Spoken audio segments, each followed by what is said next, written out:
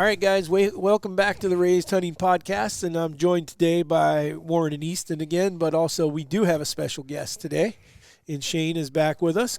Welcome aboard. Glad to have you here. Thank you. Were you going to introduce our fourth guest? Our fourth Well, guest. I guess fifth or third, whatever. Not I don't yet. know what you call You it. can't count to 5. Well, if we're not guests, then I guess it'd be our second guest. Okay. Okay, I'm totally confused now. So anyhow, Introducing. before we get to BG, we'll get there. But BG is here. Okay, yeah. We also have another guest that is with us today, and his name is BG, and he does not have a pulse today. We'll be discussing him as well. Yeah, because he Okay. can't discuss himself anymore. Correct. Onwards, donkey. All right. So, but do we have some people we need to shout out to? Or Lots of Spotify do. people again, and then people that leave. We had a lot of Apple people too, but they didn't write anything, so it doesn't tell us their username. Oh, gotcha. Yeah. But keep leaving the reviews, guys. It's working extremely well. I want to apologize today if I sound a little funny because I have a little bit of a cold. One nasal cavity is stopped up completely, so I can hear myself. I feel like that's how you sound every day. Is a little Well, funny. whatever. Do you know usually this was one of the weird tips that you usually or wacky facts are only breathing out of one nostril at a time? Yeah, alternates. Well, Yeah. I must be breathing out of the one that is clogged because I can't breathe right now. Well, I think in Just this give it a instance you couple wouldn't have minutes. an It'll option. switch. Yeah. It'll switch to your other one. All right. So let's get started. Let's start talking. So the first one came from a viewer or a listener Mm-hmm. that He said emailed in, actually. and asked the question, what? He asked accessing in the mornings, specifically, like times when, how are you accessing in the mornings? Are you doing it repetitively, like the same ways? If you're busting, if you're busting deer on the way in, are you still successful? Things, just your basics on AM hunts, I guess, which I think could be a good one because I think just about everybody goes about it differently. Oh, the other part was, are you going in super early? Do you go in right after daylight? Do you go in a little early? Like, what do you do? So, Okay. That's So a really good topic. I think that we should all talk about it. So what I hold Shane's for the last because his is a pretty in-depth what he's doing. Yeah. We'll go in that here in a minute. Well, I then. think that it comes to because this was a challenge. Yeah. Well, and I think that's what I was telling. So, BG, the very first morning that we went to go hunt him, you and I talked about a couple times, like, how are we going to get in there? Right. And because basically it's a food source all around the timber where we thought that he was. And so we were trying to figure out how are we going to, if they're out in the food source, how are we going to Walk get through to the food stand? source and get to the stand. And Dad and I talked about it, but I ended up still asking myself that same question until I was parked there that morning. And I was like, well, let's just wait till a little bit after daylight, and then I can at least glass out here, and we can see if we can see these deer and try and get into the stand. So we did that, and I could see a few deer way off and wasn't too concerned about it. But anyways, we started walking towards the stand. There's like one hill that keeps us from the timber, and we stayed on the side of that hill where they wouldn't be able to see us. And we come over that hill and started trying to sneak down this finger edge, and all the deer that I could see a little ways away had moved down basically right in front of our stand. And then we had other deer to the left of us that were also in front of us, and so we went just a little bit further and bumped a deer. I don't know what it was. In your mind, it's automatically that deer, the one you're hunting. So, and then I could see 7 or 8 in front of the stand, and I was like, there's no way we're going to be able to pull this off. And so I told Eli, abort, and we went back to the truck because I was afraid we were going to screw up more than we were going to help. And so then I was trying to think about it. Well, what if we went in at dark? And I think we could have gone in at dark, and I think all that we would have done is Busted them. I think we would have still busted them, but we at least wouldn't have known who we busted. Yeah. So that made it really difficult. The morning that we did kill him was quite a bit better as far as because we didn't have to go through this whole food source, and we still busted, I think, 3 deer. And I would tell you, in my opinion, when you're busting them like that, don't be stopping. Don't Just wait. act like you own the place. Just go. Just go get to your stand.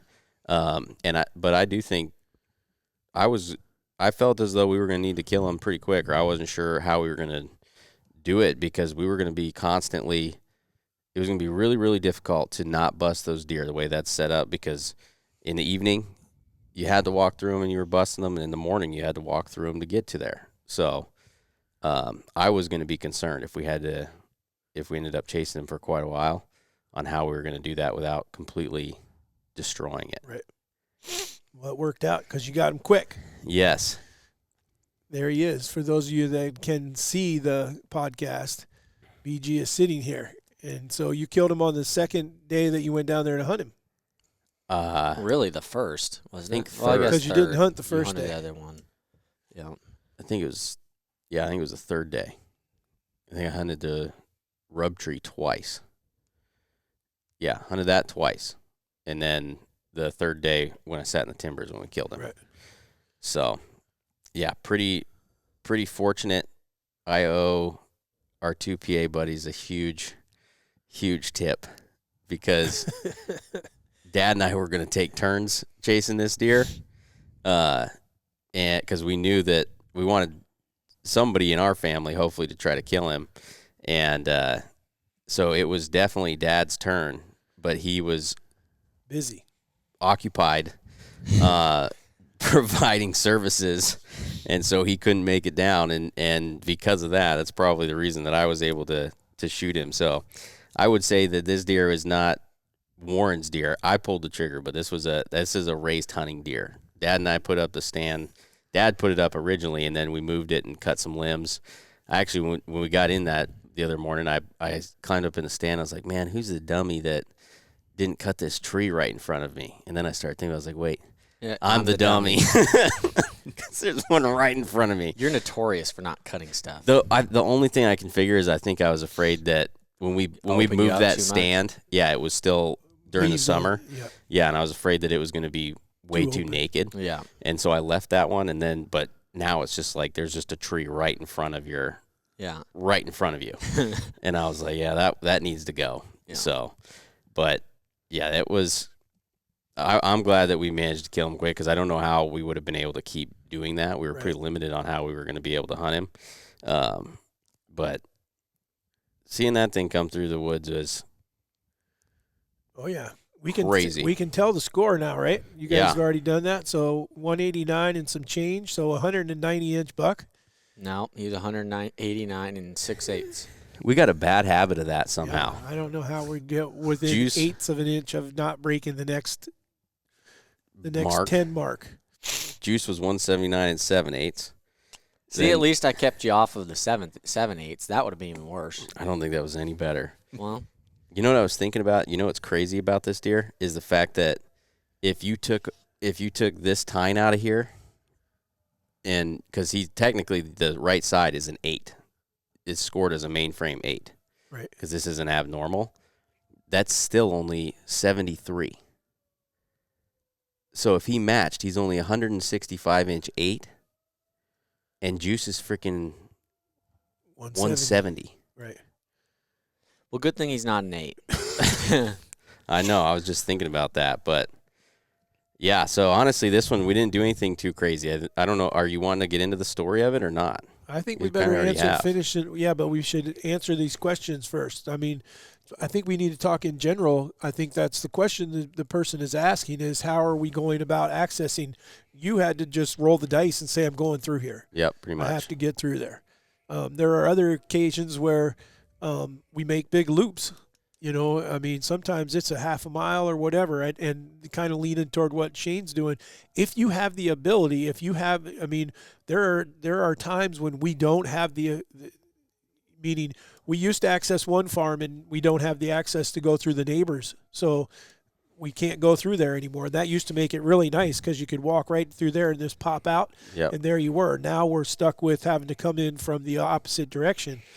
So, I like the both. I like depends on what. If I think I'm going to definitely go through a feeding area in the morning, then I'm going to probably do like you're talking about and wait and see if I can see what's going on and then move in, as opposed to just barreling through there. Where if I'm going through timber, I will take the chance that they're still out feeding, and then I'm going to slip in there and get set and try to be in there 15, 20, 30 minutes before it ever gets daylight. Just to clarify what Warren is referring to, when he's talking doing it too long, he's meaning that where this stand sits, like he said, it's surrounded by feed or food for them, agriculture. So walking in the morning is busting them in the middle of the field, and walking out, what he means by that is they're out in the field now. And so the only way to get back out is walking back out through the field. So you're busting them morning and evening. So doing that over and over again at some point or another, you're going to be educate them. Yeah. Yep, they're going to start moving. Gotcha. All right, but let's talk to Shane about, because Shane, you were talking about what you've done at your farm to eliminate some of that. Yeah, in particular on the 80, Ben and I hunt up on this high ridge this time of year, and there's a creek down the bottom. But you have two options. You can come through all my fields, which are all the food plots, I've planted. One's like a 9-acre bean field and radishes. Then the other ones are turnips, and it's just, you'd be coming through all the food if you come through the fieldway. So there's a creek on the east side of the property. It's a deep creek, so I ride the Honda back through the creek so far, and then I get adjacent to where the way this ridge is. It's got a hollow that runs up through it, and if you can imagine, it goes up and it wise off. I've got stands all around this ridge. This ridge comes around, and I've got to stand no matter what wind it is, other than pretty much we got a straight north. That day we hunted the last time, and it's for a straight north, and it's been really good. But getting to the point, when we get out of the Honda, as soon as we get to the top of the ditch, they don't hear the Honda down there because there'll be deer out in the field 90% of the time. But we're in one little small field that if we blow it, we blow it. We can't, we've got to get in there. I bought a couple of mountain bikes to keep a side blind I have, and then we just ride those side-by-sides across the field to get into another ditch that goes up into those stands. And something new idea I had was putting Evercom on the tires, kind of just masking. I doubt they're going to smell those rubber tires, but and you wouldn't believe the deer that's coming up that hollow following us now. They love that stuff. But yeah, we take those bikes to another little ravine, park them over where deer's not going to see them, and then we go up and then climb out of that ravine straight into a stand. So I do everything I can to knock down scent or the deer even seeing us, and we get in there early. I think the cover of darkness is probably your biggest friend, and this time of the year. But and once again, this time of year, I think you can get by with way more. Right. Because I used to drive right through the fields on my e-bike. I'd bust right through there. I'd hear deer running off. Almost got hit 2 or 3 times by deer. Yeah, they get within me and you. They just don't know what's coming. They're running back to the cover, but I'd still see a lot of deer there. So during like October, late season, I think it's really important to do those things. This time of year, I don't know if you can mess them up. Because they're just running all over. That's just my personal opinion. But anything you can do to not educate them, I think you're better off. Right. Did you build your farm around that access, like where you put your food plots and where you did certain things, or just where you felt like was the best? That in particular farm, you don't really have a choice. You have it's got the front field, the middle field, and the back field, and it's all they run parallel, and with the ridge. So no matter, I want the food there, try to keep them in the area, but the creek definitely makes it better where you can get in and out. Because I'm like you. Both of my farms, actually, you go in, you push them because they're out in the fields to get to the timber. And when you come out, you push them. So I hunt edges a lot, especially late season, early in October. But during the rut, I say heck with it. I bust back in there, and a lot of times I'll sit all day. And it, sure enough, 30, 40 minutes after you sit there, it starts coming back alive, and they're running all over. You're going to bust something out. And even with wind, I'm real particular about wind, but this time of the year, you don't know where they're coming from. They're behind you. They're coming.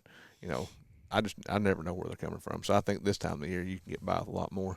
Yeah, I think 100%. in my opinion, things to keep in mind, like if you have a situation like we did with BG, I would be trying to hunt the very edges of that in October, where if I'm just trying to shoot a doe or something or kind of get an idea, that I'm not going to be busting them morning and evening. If I'm going to do that, I'm waiting until there's a window where I think it's worth it to try to kill something, or now. And I think a lot of people too forget about that, where your bucks are cruising, right? Or hopefully they're coming for does. To me, I'm more concerned about busting groups of does right now than I necessarily am the bucks that much, because they just are.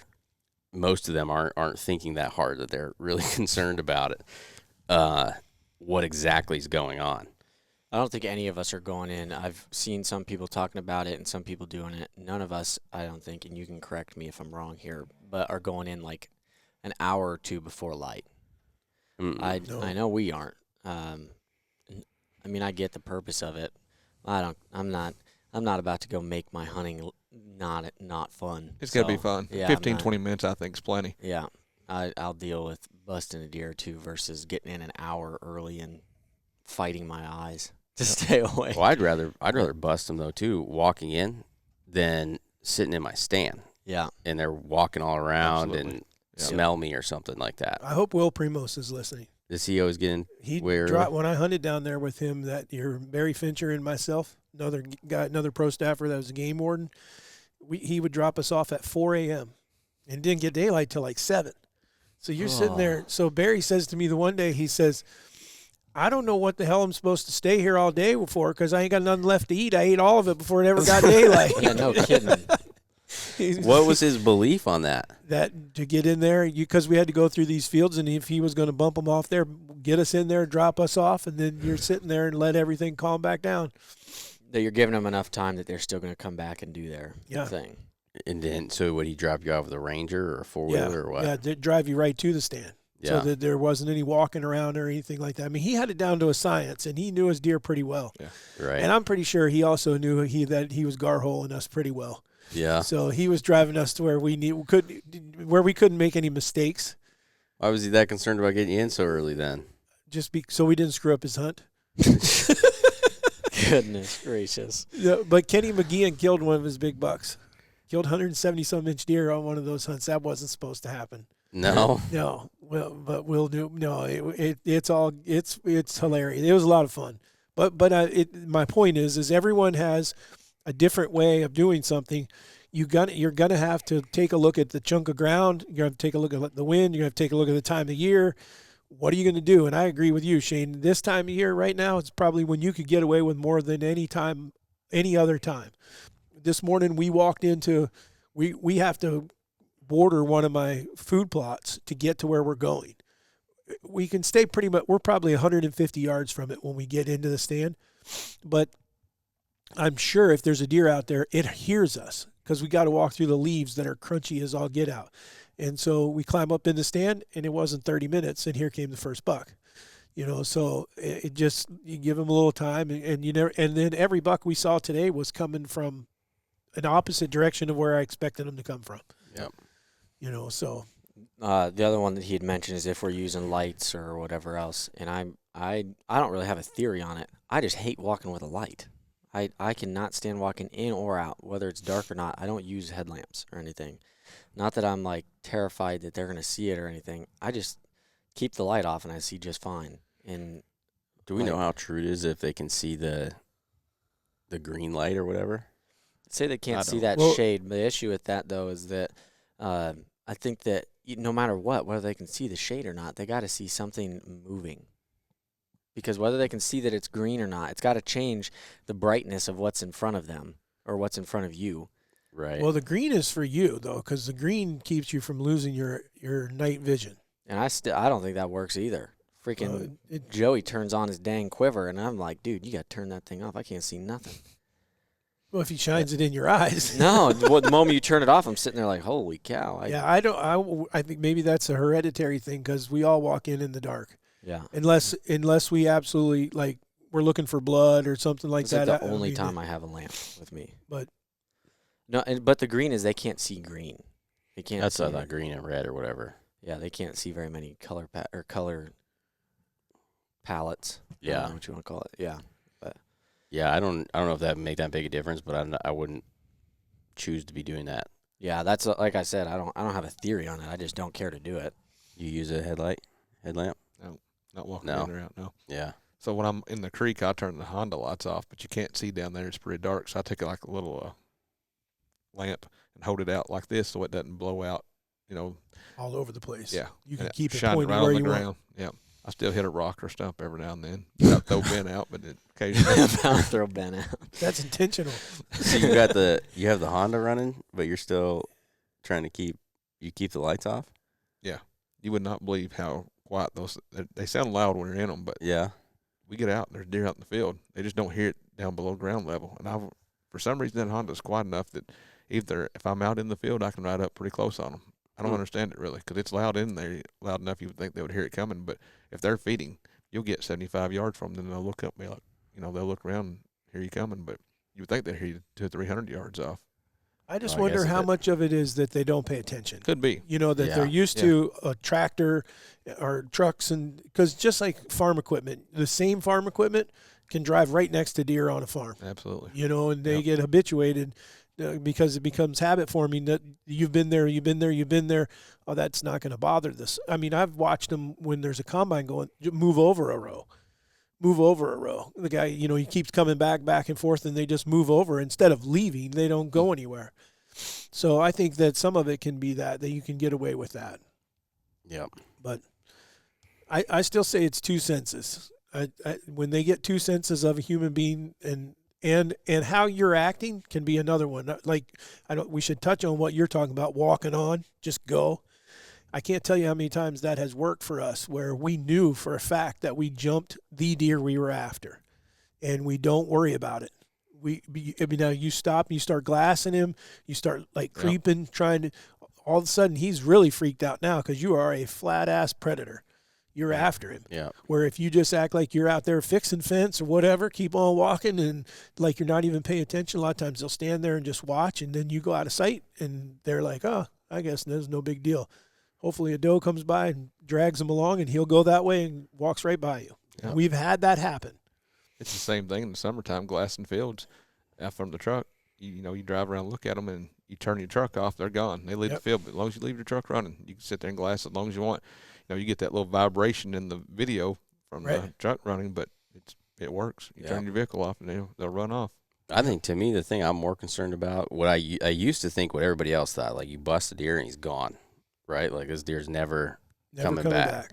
That he's going to go leave somewhere else. Now I think that that's very rare. Like you need to be now, like maybe on public or something where they're getting pressured a lot. Yeah, that could be absolutely be the case. A deer's going to move somewhere else. But I think most places you have to apply a lot of pressure to get a deer to change his home, literally move his home range. Yeah.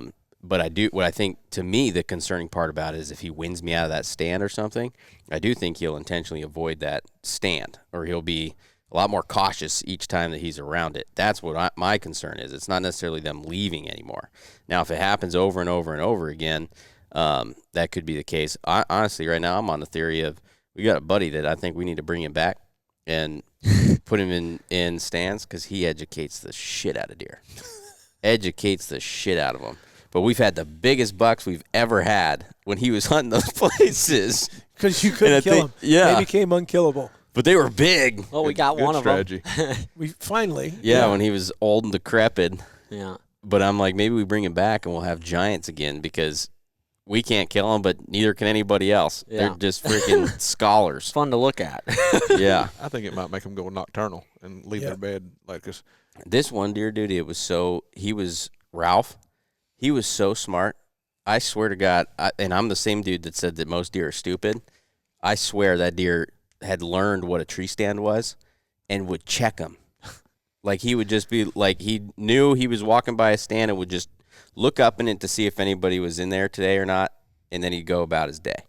Because like you watch him when he pegs Easton and Dad, and it's like what nobody's moving. We're in 30 line with feet the above tree. him too.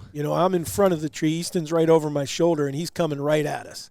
I'm like, this is game over. I mean, he's 35 yards. Yeah. All he has to do now is give him the shot, and just like down in a creek down just below. Stairs. Look straight at us. We even blamed each other, like one of us is moving, and thankfully we had a camera that. We had camera that you could tell that nobody was doing anything. You could see both of us sitting there like a statue, and he just out of nowhere. Yeah, it's not like he was moving around. Like, where is it? He's like, oh, you're there today. And then I had this. He did the same exact thing to me. I told my cameraman at the time, I was like Ralph, and I didn't even move because I already knew I'd watched him peg these guys, and just getting him close was like impossible. And the trail that he's on is like 30, and I can see my camera guy still, and so he doesn't move either. And I like barely move my head, like enough that there's no way he could have saw it, and can see him out of the corner of my eye. and then just bloop, looks right up at us, runs off. And I'm like, how the flip, like, how did you, it's like he just knew, like he'd seen enough stands now and people in them. He'd go by one day and be like, oh, nobody's up there, I'm okay. And then, oh, gotcha. That's tough deer to kill. You convinced me how smart he was, because I think that that freaking deer knew when he dropped his antlers. When he walked right under you. 20 yards. 20 yards and no antlers. The only reason you could tell who he was because he has white socks, basically, on his legs. You could see his... Like a horse. Yeah, he has literally white socks and walked 20 yards. Didn't care. No antlers, though. No hunting season. He knew that. It was hunting season. I was shooting does. Well, but I mean, not the late. normal hunting season. Yeah. It was the late season. Mm-hmm. All right. What was the other part that Well, that was the accessing part. Accessing. Yep. Well, and then, but there was two things we were going to talk about. I think Oh, weren't his we story. talking that, and then I thought the one other tip we were talking about was kind of like how can you kind of gauge where you're at in the rut or what's going on. Well, I had this is funny because yesterday I had two different individuals that I take that they're working and haven't got out to hunt yet, and they just texted me, "Can you give me a rut report?" So I think we can do that. I think, and I'll go because I wrote it all down yesterday for them in a text. But you guys correct me or add whatever that you want. I think we have reached the phase of the first does are in heat. I think that in the Midwest or in Iowa, I can say there is a doe or two in heat now. And I'm basing that off of, one, I'm seeing 1, 2, and 3-year-old bucks everywhere. Yeah. I mean, they're on their feet, and we've even had some come by, tongue hanging out, running. There's no doe anywhere around. They're just running around. So that would be one. They're frustrated. They can't find the does they're looking for. Number two is what Shane and I were talking about. You can't find a doe hardly. And those does hide. They are like, they don't want to be chased, so they go lay down and try to get away from the bucks. And then number three, we saw yesterday one of our mature deer in a patch of timber he had just come out of, like a CRP type stuff. But when I saw him, he was just standing there. And I was like, what is that buck doing? Then I see he's all bristled up. Well, then I look above him, and there's another buck. And, boy, he runs at that other buck, and that buck took off running. He turned around and went back into that brush. There's a doe there. There's a doe there. Yep. Yep. So those are why I'm drawing the conclusion that I'm drawing right now that would say that we definitely have some does that have now reached estrus. I think you're spot on. And just for what I'm seeing, I don't know if everybody else is saying the same thing. I think the rut hits exact same time pretty much every year, but this year it seems like it might be 2 days, maybe even 3, a little bit later. That same thing you're seeing there, I usually see it around Halloween, 1st and 2nd. I always have like a mini lockdown. The last day, a couple of days of October, maybe first couple of days of November. My bucks disappear on camera and just visual, while hunting. Then about the 3rd and 4th, they come back. Could have a little bit to do with the weather. It has warmed back up some, but I just didn't see it like I normally. It was 2 or 3 days later for me. But no, I think you're spot on. Which is really weird. I'm lost. He's saying that. No, I'm tracking what they're saying. I'm lost on, but mine doesn't match up to anything they're saying. Like, my cameras have not died once. Like, I've had all my boys all around.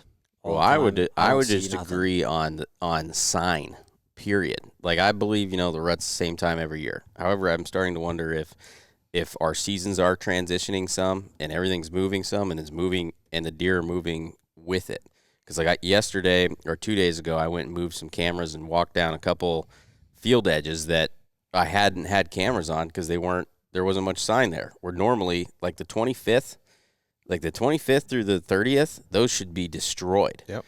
And there was not that much sign on them. And then all of a sudden I went down the other day and I was like, holy crap. Yeah, they're opened up now. Yes. Yep.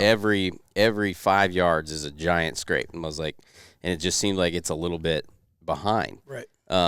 Which is really weird. But so then that would bring my next question is, once these does start coming into heat, do you think that there's cycles of it, or you're just catching onesies and twosies? And what I mean by that is that you got, let's just say that 80% of your mature bucks right now are with a doe.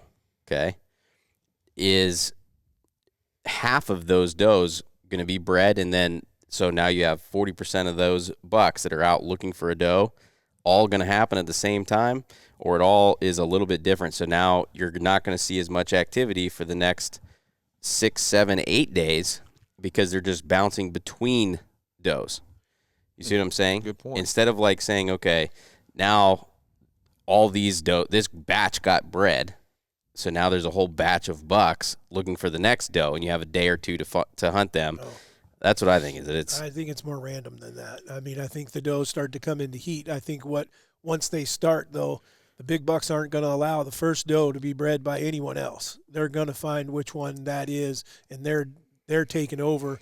And what you see is the frustration from all these other younger bucks. And that buck now has that doe. And then I think the other thing is, one is she doesn't want to be around everyone else, nor does he doesn't want to fight everyone. He's trying to do what he wants to do. So he goes somewhere else. He'll take them somewhere else, or she'll take them somewhere else. And then I think all you're waiting for is as soon as he's done with her, then he's on the track looking again. I just think that it's pretty easy for them right now to find another one. And then as we progress, it gets harder and harder and harder for them to find another one because there's so many other bucks out there that if the big buck is not there, then one of these insubordinate bucks is going to get the mate. Yeah. I don't. Throwing down the pen. I disagree with all of it. I hope this helps somebody else hunt because I think this is the common thing here of most people's places. The only deer I've seen with a doe that was 100% with her, like bedded down with her and everything, was like a 3-year-old yesterday. Other than that, I have not seen, and I've seen middle of the day mature bucks running around panting on camera. But I can't find them. How many are you seeing hunting though? That's my point. Is I can't find. Well, that one was hunting. I walked in and there was a little buck. Yeah, so where bedded do you with think a those doe. other ones are the rest of the time? I would imagine it would be somewhere else, but he's talking mature bucks are going to be the first ones rolling. That's the only one that I've seen, at least seen or confirmed. Probably because the other ones are with does. Well, why is a 2-year-old getting that?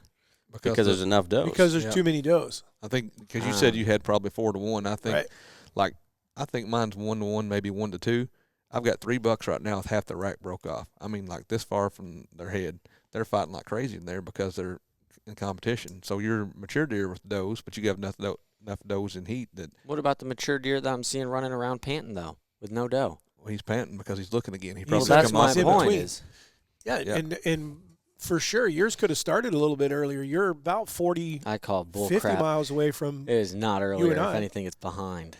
I don't know. Well, but I think if you have more does, then you had more chance for them to start earlier. You had chance that they're already through the first one and starting to look for the second one, and there's surplus does, so you are not going to see as many single young bucks running around as you would as what we're seeing. Because even though we have lots of numbers, I don't know if we're 1 to 1 like you are, but we're probably 2 to 1. And I may be in between. 1 to 1, 2 to Something 1. like Yeah. that. Because we got tons of spikes and fork and horns and and same thing. I just showed you the drop time buck that's busted his entire rack off. All he's got left is an eye guard. Well, I think the more does you have, the slower, quote unquote, slower the rut you're going to see, because they don't have to work very hard and they've got another doe. Yeah. So you don't get to see near as much buck activity, and then there's so many does that even your 2-year-olds and your 3-year-olds are able to get with does, and so unless you're where that doe is, you're not going to see them. And so then I think that can make it where this next 7-8 days can be a really difficult time to kill a particular deer. I think you always can, if you get close to the does, you're going to have a good chance that you're going to catch one of these deer when they're in between. But if your buck-doe ratio is way out of whack, it could be hard, especially if you're getting hot weather like we are right now, because I think that they still will bed. And, sure, when they're going nuts, you might catch 1 or 2 right before dark or something, but I think they're going out in the fields at night or wherever the deer feed, and they find that hot doe, and then they're sticking with them. That's my theory. And I'm noticing that on the camera. Like my oldest deer, they'll disappear 3 or 4 days at a time right now. Then, like when we call BP Junior, he showed up last night, and I hadn't seen him in 3 or 4 days. But he's in this thicket where he's coming out at. He works this scrape. He's on about a 3 or 4 day loop, and that loop probably is he's breeding a doe for 3 or 4 days. Yep. And he comes back that same scrape, and he goes back into his thicket. And when I was talking about that nocturnal stuff, he's still nocturnal right now. We've not seen him back early season when I was hunting that field. we've seen him in daylight hours. You know, he was coming out then, but I mean, I'm not getting hardly any pictures of him. If they are, they're right at the edge of the dark. Yeah. He's getting old enough. He's getting pretty. He might be like Ralph. He may have had enough run-ins with me or Ben. Smart. Yeah, he's starting to wise up a little bit. Well, according to you, Ben would be the one that would really educate him, right? That was a yes. Don't feel No, bad. Ben's really good hunter and fisherman. Now, everyday life, he tells me something. I have to second guess it sometimes. But if I ask Ben where we need to go fishing, you better believe him. And he's a good hunter too. So, but you know, we been pheasant hunting yesterday, and I can't say much right now. I was pretty hard on him yesterday. He gave me some false information, so he'd be Christo. He'd be a little bit hurt at me. What was that? Christo got into the wire. You must But- see or hear something. Like you guys didn't get any pheasants? Yeah, we got pheasants. Yeah, we had a really good hunt. Must It was be so windy nice. though. The dogs had a hard time working, but At least he told you guys would get a shot, and you did. You know, yeah. false information sucks. Who What are you referring to? You're referring to the dove hunt? Uh-huh. Oh, you're just never going to let you live that No. down. Yeah, I was going to ask him. I forgot that he wasn't an early morning guy because last time I was around him at 5:30 in the morning, he was pretty mad at me. All right, so that's a little bit on the access, a little bit on where we're at in the rut. Now, again, we have to make sure to qualify that. That's Midwest here. I mean, if someone's listening somewhere else, it could be a week away from it even starting. What's crazy is I could tell you that the week to hunt in Montana for whitetails was the 20th through the 27th.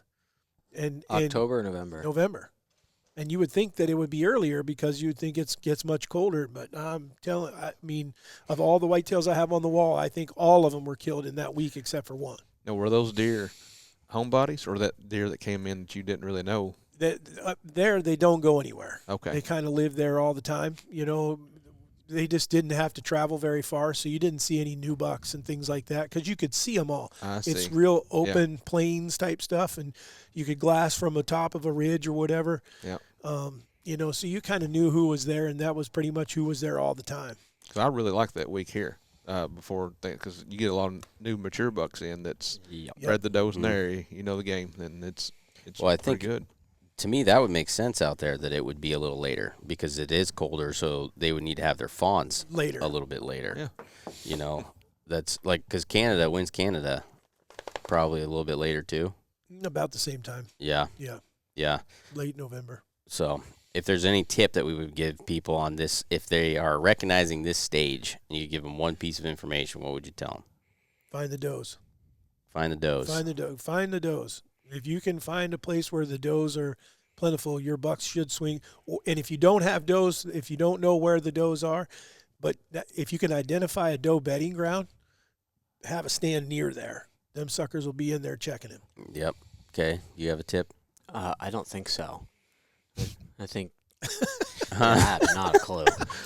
Don't dove hunt at 5:30 in the morning. Is that your tip? There you Don't go go. dove hunting with Kentucky people at 5:30 in the morning on a place they said it's going to be awesome. All right, Shane, what's your tip? I think David hit it earlier. It's patience. I'm having a lot of midday action on cameras and stuff. Patience. It may be time to sit all day if you can. So patience sitting in the stand or Yeah, patience just sit there and wait. Something's going to come through because we leave a lot of times 11 or 12. Then 1 o'clock, 1:30, they fire right back up. I mean, they're in there running around right now. Yeah. So I would say have patience and just hang in there. I think I'd have two. One would be get in deep, meaning like be near a bedding area. Yep. That would be, especially if it's warm, and that, or the second one would be try to be on a pinch point between two bedding areas, and then on top of that, be patient, meaning that it may take a few days before one comes by there, but he's probably going to do it. I probably couldn't do that, but some of you guys are more patient than me, so you probably can. Sounds like a winner. That would All be right. mine. Now, are we going to talk about BG, or is there any more to tell than what we've already talked about? I don't know. What do we want to talk about, BG? Well, he I sat think for that- about 2 hours in the morning and heard a squirrel, saw some does, and then heard a louder squirrel and turned around and made a shot. On a 189-inch squirrel. Uh-huh. Yeah. It's a big squirrel. Yeah. I want to hunt your squirrels. I think the thing that's incredible about him is that I'm not going to be the guy that's going to sit here and tell you he was a big old mature deer. I mean, he's technically mature, but we think he was 4. And you're not going to hear me trying to make him out to be 5, 6, or 7 because I could give a shit less. Any other 190-inch 4-year-olds are in trouble too, unless they're somewhere where we really think they can make it. But I mean, it was pretty incredible to see the jump the deer made from what we believe was 2 to 3 was probably 50 inches. Oh yeah. I mean No, probably 40. He's probably 125 to 130. And he To jumped to 170s. 170, so that's 40 inches. Yeah. From 130 to 170. Yeah, which is a Big jump. pretty incredible jump. Yeah. And we know for sure it's him. I mean, you can yeah. look at the sheds, you can look at the deer, and so to go to that, and then to go from what he was at 3, which is I guess low 70s. We found one shed, but not the other one. Right. And then to go to this is pretty flippin' incredible. And then he weighed, 180 some pounds, 185 pounds, I think. So he was 186 pound Dressed. deer dressed, and then went from 170 some inch deer to knocking on 190. Right, the weight would say 4-year-old for us, roughly. Yep. Yeah. You know, it seems like if we can get them to 5, although that we've had some 5-year-olds that never broke 200. We Yeah. also had some younger ones go way heavier. What was They're what like was people. straight up? Mm-hmm. He was like 170 something Yeah, weight wise. But that, like 180. 180. I think it was 180 even, or 179. And then Junior was like 170 something too, I think. Junior, we didn't weigh him. Ryan just said that he wasn't that wasn't big. That big, right. Yeah. All killed about the same time of the year? Right now? No, the one Junior was late. killed in late season. That's a lot of it. They're changing right now. Yeah, straight up was kind of late too, though, wasn't November 7th or 9th. he? 9th, so he had a little time, but he probably didn't lose a ton of weight. No, but he lost some. So is that still a decent buck? Huh? Is that still a decent buck? No, that's a good buck. Yeah, he's a really good He buck. said decent. He told me decent. He sent me a picture, so I've got a decent buck on camera Yeah. now. He looked at a 200-inch deer today, and his eyes went. This is all a picture, not anything that we actually had, unfortunately. But looked at like a 200+ inch deer, eyes go big, and goes, "It's a good buck." Like freaking piece of crap. I think he's been sarcastic with me. He said, "I finally got a decent Yeah, buck." it was. Watch it, bud. But just for the record, that's not decent. That's great. It's a monster. Yeah. Yeah. So he wasn't. I thought for sure somebody would have sent us some velvet photos by now, but I haven't seen any in any of our messages or anything because this deer did not stay on us in the summer. He would he'd move in like I want to say the last 2 years was more like October 15th or something. Yep. So That is something to think about too. All the deer that I knew that would move in typically just now moved in, or like a week and a half ago. yeah, That typically would have been there earlier in years past. Gypsy was on time. Gypsy was on time. That's the only one that was on time. Yeah, so I think that's crazy to think of that because I wasn't trying to get too excited because I was afraid that he might be dead from EHD because usually I thought for sure that we would have known quite a bit earlier than the 28th that he was there. And so I don't know if that's right when he showed up or if he had been there for a few weeks and we just didn't know it. But October 28th was the first time we had confirmation of him being there. And then that's when we started hunting him. And I'm personally always I'm willing to, when you want to talk about access and things like that, I'm willing to put most of my chips into the table from the 29th, 28th, that I would include that as well, to like the 2nd or 3rd, because I feel as though that's my best opportunity to where, too, I don't have to know exactly where they are. I just got to get close into his zone, and then he's going to be looking for those up on his feet, looking for those first does, kind of messing around his home territory, and that's my best opportunity. If I don't have him like on a scrape or something where he's hitting that somewhat consistently, to be able to hunt him over that specific spot, then I just want to be able to try to get as close as I can. I'm willing to risk quite a bit to try to kill something in that window just because I feel as though that's your best opportunity. Or they get going. Yeah. Yep. I think then, because I think after that, I mean, sometimes they completely leave or you could end up where getting them back to any kind of where they're near their home range again may not be till the 15th to the 20th. And then I think a lot of times they're kind of like a big bull where they may just go and bed down for a few days. I mean, he's had some where he's almost went and touched them. Not they were almost, just so, I did. You did? Flat out touched him, yeah, because he was so drained. We saw one yesterday. Just bedded down. Laying on the edge of a pond. And he was like just wore out, laying, with their legs out, had his head up. But other than that, Nick thought he was dead at first. Looks like Christo laying around. So I think that can make it really, really difficult to kill them, a specific one after that period. Yeah. For sure. All right. Well, let's go get back in a stand. Well, we're going to make this short and sweet. I don't know how short that was, but it was sweet, I guess, because we are going to go back and climb in a tree. So thank you guys again for joining the Raised Hunting Podcast from... Hold on, I got a wild fact. Oh, wacky. It's a wacky fact. Yeah, Get your own segment right. It's my segment. I can call it whatever I want. Flamingos are pink because of their diet. Oh, my gosh, we've known that. All right, next. Who knew that? I'd be willing to bet a lot of people on there knew that. Well, I'm going to give you a diet to try and make you pink. We're going to start feeding you algae. Well, let's find another one then. The largest snowflake was bigger than most pizzas. All right, that was cool. All right. That's crazy. We're going to go get back Where in a was tree that at? stand. So, oh, my goodness. In Montana, which measured 15 inches wide and 8 inches deep. I thought you were going to say Washington, D.C. Yeah. That was good. How tall is Biden? About 6'1" and 140 pounds of decrepit dip. The biggest snowflake. Yeah. That happened in 1887. 15 inches wide and 8 inches deep. I feel like that could be a hazard. That's a snowball. What do you mean deep? Deep. Now I'm confused. It's like thick. I know that. Yeah, but thick. Yeah, I mean, 8 that's inches a is like snowflake. that. I need a snowflake. Well, apparently it was. Someone was standing Imagine underneath how a tree. fast that thing fell out of the freaking sky. Yeah, that's a snowball and a half hitting you there. I wonder if anybody's ever died from hail. I bet. I'm sure someone was like, "What the hell?" And that was it. No, I mean, could you imagine a freaking softball? No. Some of those huge pieces of hail just knocking you on the head. I wonder about deer. You know how many... I mean, of course. Maybe that's what Shane's like, maybe that's what happened to my deer. Yeah, they're not fighting Or a hail turkey. damage. Yeah, turkey would. Yeah, they Turkey couldn't take would it. just whoop.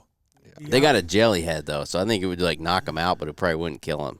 Because they just. Yeah, man, I've watched them knock themselves out. They're golden. They get back up and they go. You ever seen them choke each other out? Yeah, it's Freaking weird. wild. You ever seen that? Not. They're I've seen them rap like that. I've not seen them actually choke each other out. Well, though. that- Yeah, that's they what he's talking wrap about. they wrap their whole head around the other one's head and like put them in a chokehold. I got one. We have one on video where it about kills it. It's like giraffes. Like Well, bam, well, bam. his head starts turning blue. That part didn't actually happen, but it feels like it should. I'm questioning the snowflake thing because I just I don't don't see care how you enough could about measure snowflakes. It says it's in the Guinness World Records. You know what I care about? I care about sitting in a tree stand during the rut in Iowa. So we are signing off of here. I could care less about Warren's wacky facts, and I would like to go find a deer that's walking through the woods and wants an arrow to be sent through his heart and lungs. that. Did you not listen to the Raised Hunting podcast at all? I did, and I don't. It didn't give me Patience. any notification or Patience. anything to help me kill a deer. So I hope it helps you guys. And you boys lost. They're all being good. So Since he cut me off, I'm going to give him a whole We are bunch out. of wild facts in the stand.